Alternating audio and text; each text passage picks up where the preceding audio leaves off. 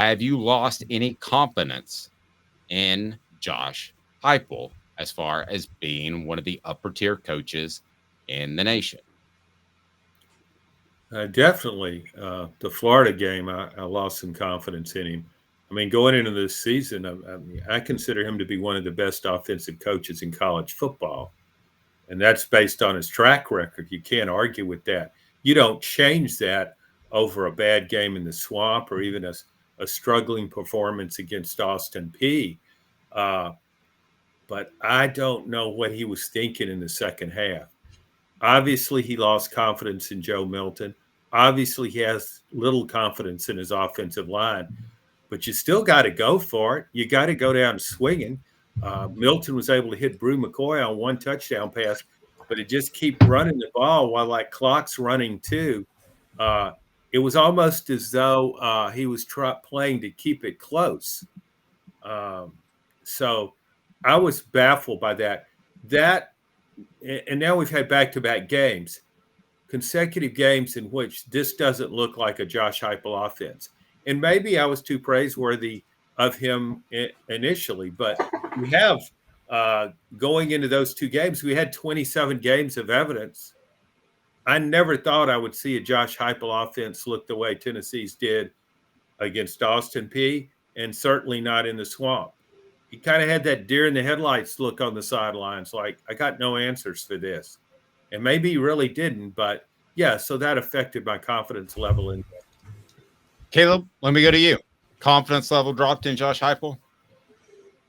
Not Josh Heupel, the play caller, because I'm going to push back on you, John, a little bit. I get your point, but if you remember, Tennessee did get down into the red zone one time, failed on a 4th and 1 because the referee kicked the ball, and that probably would have been a touchdown drive.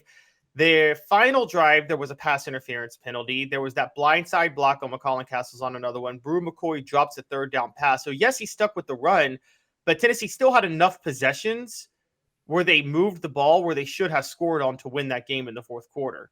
So, or in the second half. So that's why I don't blame Josh Heupel, the play caller. Josh Heupel, the evaluator of talent. Yeah, no, I've been questioning that from the start. Now I'm really starting to question it because this is every time I see him now, I don't know what Josh Heupel saw to think Joe Milton was better than Hendon Hooker when he started him over Hooker 2 years ago. That was always a red flag to me, and it's a bigger one now. Josh Heupel has missed on a lot of, like, this is the first year you could say this is really his offensive line. And his guys he's missed on. The best blocker out on the field right now is Javonte Spraggins. That wasn't a Heupel signee. So I think the issue with Josh Heupel right now is I think Josh Heupel's missing on a lot of talent he's evaluating on the recruiting trail and in the transfer portal. Guys, I'm going to respectfully disagree with you both, and perhaps I'll sound like a homer. Fred's saying so ready for basketball season. Come on now, guys. There's still a lot to play for. Let's don't go there.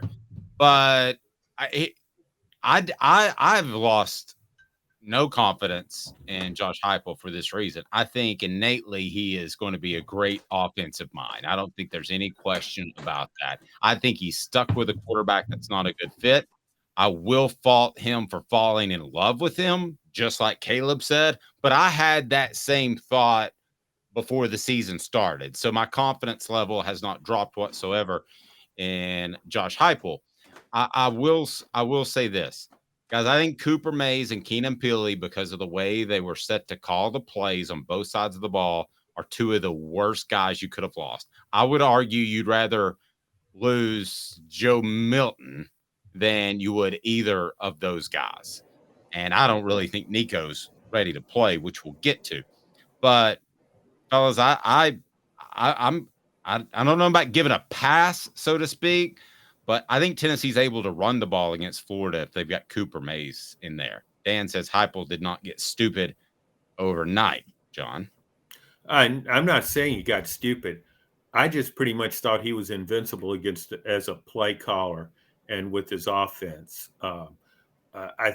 Georgia could stop him, but Georgia's practically has an NFL defense, has had the past 2 years. But producing 30 points against Austin P, 16 in the swamp, that's that's not what I thought of Josh Heupel. I didn't even think that was possible, and maybe that was unrealistic on my part. But I held him to, I guess I hold him to a really high standard because I think he is such a great offensive coach. I still think he's a great offensive coach. I just think he doesn't know what to do with this offense, with the personnel he has. Yep. And to give a little bit of context, if you're new to the show, John was extremely high on Josh Heupel in the offseason. And I think we all were. It's just how high are we now? Be sure and hit that like and subscribe button. And I'm going to ask both of you guys, how far has it fallen, the confidence in Josh Heupel? Is it recoverable? And again, that's brought to you by our friends Campbell, Cunningham, Taylor, and Hahn. Enjoy life better when you see better. Local vision service for LASIK, cataract surgery, and regular eye examination. ccteyes.com, ccteyes.com. Great question by Dan. We all think that this is just Josh Heupel's offense, right? Yeah, it's Heupel's offense. Sure. Okay. What about Alex Golish? Hadn't done much at South Florida yet. And Joey Halsley stepping in. Is that cause for any sort of concern at this point, or do we still say Heupel's the guy? Caleb's shaking his head. So, John, let me get your take first. No, it's Josh Heupel's offense. I mean, it's like in the olden days, criticizing Nick Saban's defensive coordinator. I think he's given up some of that responsibility in running a defense, but he was more involved with the defense earlier on. Didn't matter who the coordinator was; it was Nick Saban's defense. It's the same way with Josh Heupel. It's his offense. You give him the credit, then you got to give him the blame when things go awry. So I don't see Joey Halsley is a long time. He's been a part of Heupel's staff for quite a while now in a different role. Now, what we could have going on is maybe a slight disruption in the communication process. Halsley is in a little different role. That's a possibility. But overall, it's Josh Heupel's offense. As I said, we credit him. Then if things go south, you got to blame him too.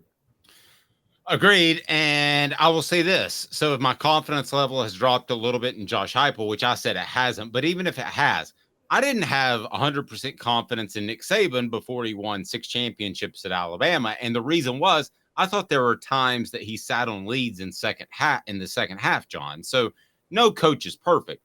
I don't think anybody thought that Josh Heupel was perfect, but if your confidence level has dropped a little bit, I can certainly understand it. I mean, it hasn't for me, but I can't call you guys crazy for it. Well, I mean, I'm comparing him to Steve Spurrier. Oh, I've been comparing him to Steve Spurrier.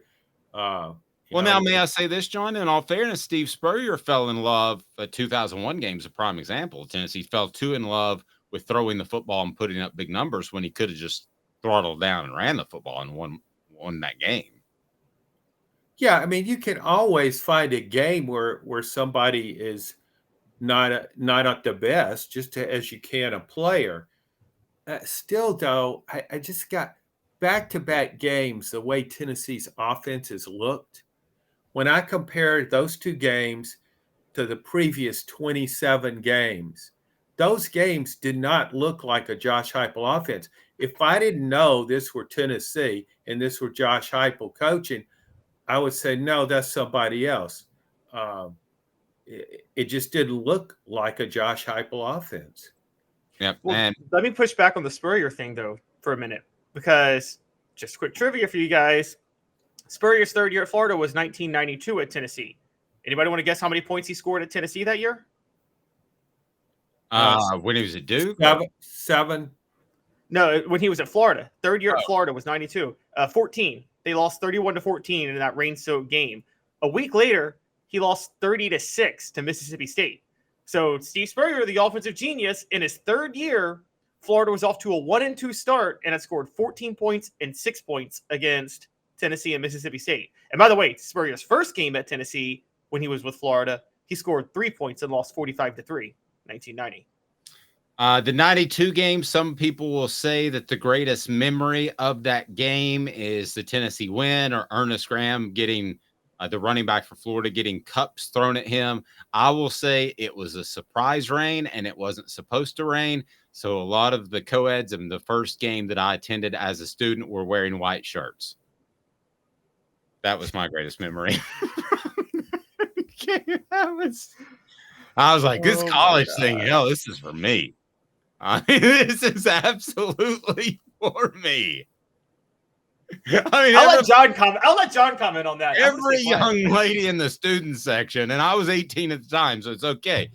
But everybody wore white that day for some reason. It's like a wet T-shirt contest in the student. It was a whiteout, and more came out. Oh my gosh! I don't want to be a boob with that comment.